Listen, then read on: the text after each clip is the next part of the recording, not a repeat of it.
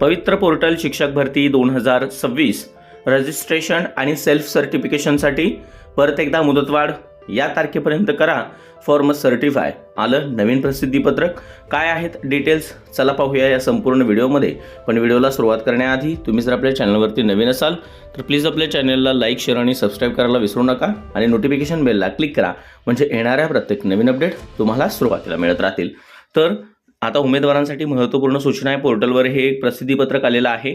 नोंदणी केलेल्या उमेदवारांना जे आपण स्वप्रमाणपत्र पूर्ण करण्यासाठी वेळ दिला होता 8/1/2026 पर्यंत, तीच आता मुदत वाढून आपल्याला स्वप्रमाणपत्र पूर्ण करण्यासाठी 12/1/2026 पर्यंत मुदतवाढ देण्यात आलेली आहे.